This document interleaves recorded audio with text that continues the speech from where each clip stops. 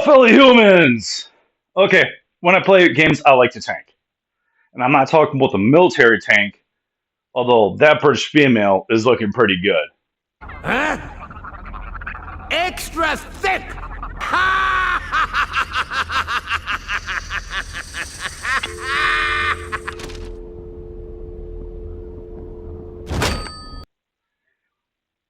For a little context here, this picture's from the British Tank Museum, and the females are equipped with just machine guns. They also have males, which are equipped with a pair of cannons. But when I say I love tanking, I'm talking about tanking as in the role. Because you get the holy trinity in role playing games. You got the healer, you got the DPS, you got the tank. The DPS gets work done. They're the ones that dish out damage, and the healer or sometimes support keeps the tank alive. And sometimes the other DPS. It really depends upon the game, right? So there are different types of tanks. Just to get this out of the way, you got speed tanks. I'm not talking about that. I'm talking about the purely up armored ones. So I got to do a thing, and I was kind of wondering what animal would be really kind of closest to the tank. Like, as the animal needs to be armored. However, the animal also needs to be threatening. It needs to be able to generate aggro, which is a mechanic in games that tanks use to attract attention of whatever they're attacking. And they kind of use their defenses along with the support to survive. So tanks obviously do more than just take it. And for example, for my Call of Duty friends out there, I used the Ride Shield Modern Warfare 2 and was actually good at it. It made a lot of people upset, and I'm just sitting there like, Come on, I want you to do it. I want you to do it. Come on, hit me. Come on, hit me. Come on, hit me. so I got to think, like I said, what ammo would be really fun for this video. I could be making a handful of videos, but well, animals like turtles are super tanky. They're turtly, which is also another gamer lingo for all defense, no offense. So like real no aggro. So the animal also has to generate aggro, has to have some form of aggression to it, some ability to attack. So the animal that lives rent free in my head when I think in games would be members of the clade and Ankylosauria. They are members of Thyrophoria. So basically, most of the armored dinosaurs, and I say most because some of the long necked dinosaurs of Sauropoda had armor plates. We're finding out. Thyrophoria are the group of dinosaurs that include Ankylosaurus and Stegosaurus, and they're close relatives. So in Ankylosauria, you have Nodosauridae and Ankylosauridae families. No, wait, that looks like that's changed. Raven et al. In 2022 had a paper that was published in 2023 that broke up Nodosauridae into three families. The families are Struthosauridae, Panoplosauridae, and Polcanthidae. Okay, the editor may or may not be sober on this one, but really not sure if the families are overly accepted, so we're gonna focus on the Ichthyosauriid, not the Nodosauriid being broken up. Thank you. So, long story short, what separated Ankylosauridae was they were generally more robust and had a tail with a club at the end. The tail with the club at the end was generally the key identifier. However, there are issues with lack of complete skeletons or near complete skeletons. Not only that, but Ankylosauridae, members of Ankylosauridae, generally might not have been herd animals due to lack of numbers of skeletons compared to other similar animals of the area and the time. You also have the issue of fossilization, generally requiring conditions like lack of oxygen and or immediate burial. There's other things that could cause fossilization, but it's really a rare event. There are also has been a lot of variation. At the time of the first dinosaur Ankylosauridae to their extinction was roughly 61 million years. For a little bit of context, between now and the non-avian dinosaur extinction event was roughly 66 million years ago. And this is where the main character of this video lies, Zuul! I'm totally doing this because of easiness of the name pronunciation, and not because, Hello? That's a different look for you, isn't it? Are you the keymaster? okay, quick note, I should give a size. Actually, you know what? Zuul is actually the genus, but since it's named after a Ghostbusters character, I'm kind of sticking to that name and not the species name. Zuul is the gatekeeper, which is Vin Clortho, the Keymaster's partner. These are the dog demon things of Gozer the Destructor. Ah, the return of the Y-boner with a vengeance. So the size of this specimen, at least, here it is. It's compared to adult human, not colorized. It was about 6 meters long and might have weighed about 2,500 kilograms. So really, before we get to the animal, one more piece of background knowledge for it would be knowing what habitat they lived in. They lived in forested areas, rich in plants. This is a bigger animal, and based their mouth, they're probably generous eaters, just like rhinos, modern rhinos. Zoo was found in the late Cretaceous, and the overall climate of where it was is just really warmer than it is today. Anywho, Zool's defenses and offenses are solid. A lot of this description of it is from a paper by Victoria Arbor and David Evans from 2017 describing the genus compared to similar species. So if you watch a lot of dinosaur stuff or just randomly popped in your news, a lot of this may sound familiar. Record. This ain't recent stuff as of 2025. Right. But their paper describes the holotype of the genus. Holotypes are single specimens used to describe a species. So if someone finds a number of dinosaurs from the late Cretaceous, especially in North America, they should really compare it to ROM 75860. ROM 75860 is the name for the crazy good preserved Zuul. Consequently, and I found this out on accident, if you Google that, like the ROM 75860, it actually helps you go to like papers involving that dinosaur. Stuff like I didn't know before making this. But here's a picture of the skull. For the next part, here's a drawing from the paper modified for easier viewing. It's showing the differences between Zuul and another ankylosaurin, Eophosaurus. Their paper colorized the parts of the skull indicating the same structures so you can see how they differ from each other.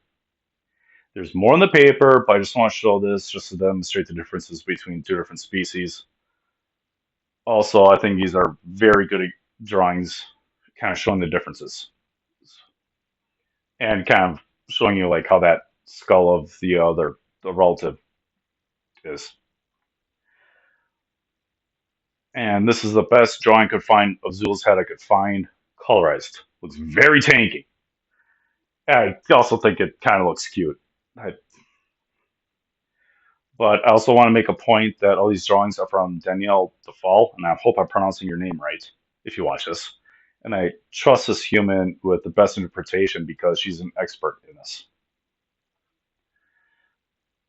And if you like look at the head compared to its close relative, it looks a lot more aggressive.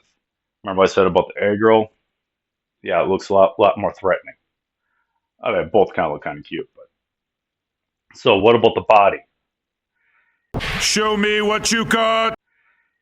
Here's a full body drawing by Dufall here, colorized. Below it is the relative again. Zuul's armor is clearly more aggressive, almost threatening in a way, cough, egg, or cough. I'm not going to fake a cough for this. But the armor on the back of the front limbs has kind of got me tripping, and I don't know why. I've noticed that if the drawing of Ankylosaur is not like a general Ankylosaur, if it's actually a Zuul, they'll have that. So that's kind of fun. I like what you got. Good job. And compared to its relative, the armor even is like definitely spiker and definitely more metal. That is the most metal thing I ever heard in my whole life. High five. So about the armor.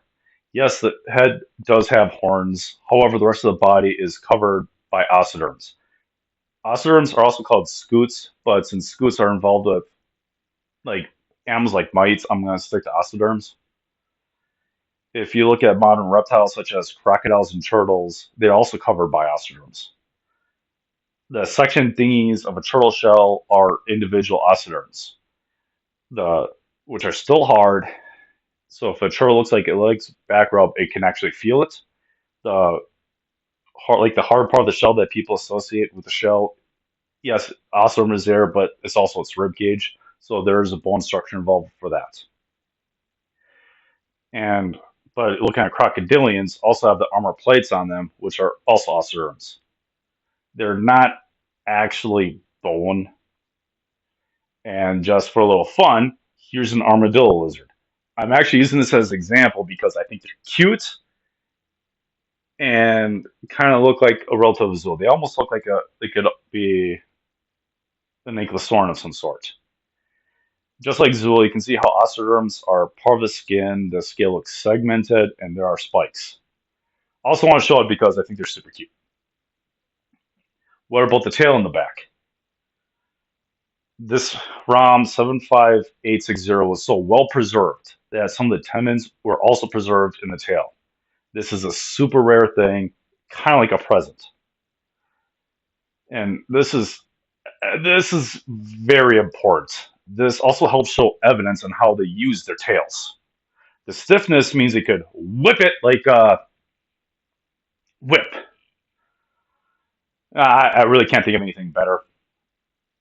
So this implies the tail at the end is more of a weapon. If the tail is more loose, then the tail could be used for other things, like maybe a display feature, or maybe it is just like a base for something fancy. So I would like to really give you some numbers of like what it theoretically can do, but I could not find any good papers and good research articles on it. There's in one case the range was like so wildly different between potential minimum maximum that there was good reason to publish a paper. I'm not denying that, but it's like some things that they pointed out. There needs to be a study that involves muscular reconstruction because there is a limit how fast and how powerful muscles can be. The area of impact, bone mass up and down the tail, and basically how they swing that thing. But the other question is then okay, this tail can be used as a weapon. What can it be? What was the club used against? There's some evidence that they actually use it against each other. There has been healed armor, plates of ossiderms look like they're damaged and they're healed, at least indicating that at least some ankylosaurs use their clubs against each other. And I cannot be the only one that just shrugs and just goes, whoa, thinking about two animals the size of cars swinging their clubs at each other and just tanking it. I just realized how creative calling it tanking, but or like watching two rams headbutt each other. Just ow.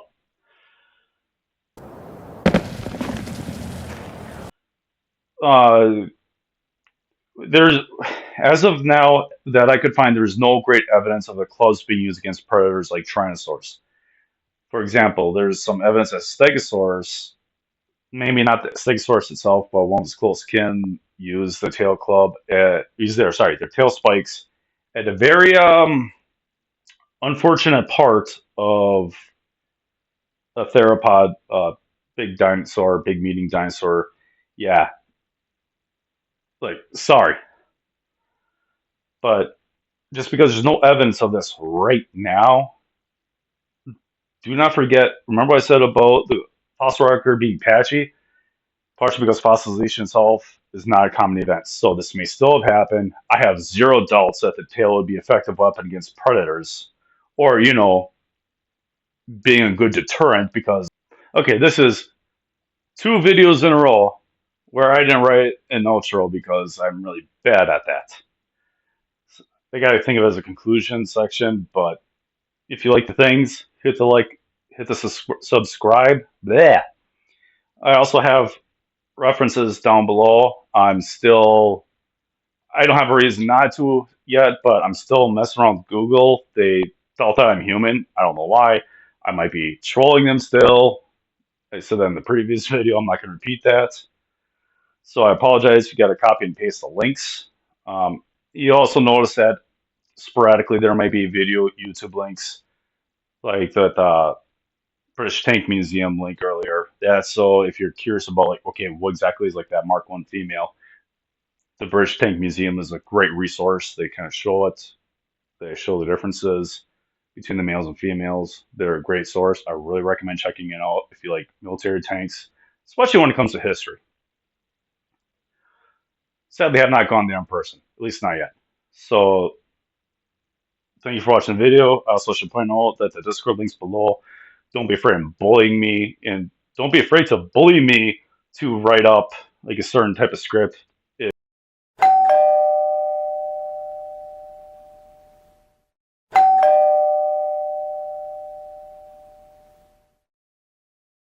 Who's the widow baby? Oh, who's the widow baby? Who's the widow baby? Yes, he is, widow little baby.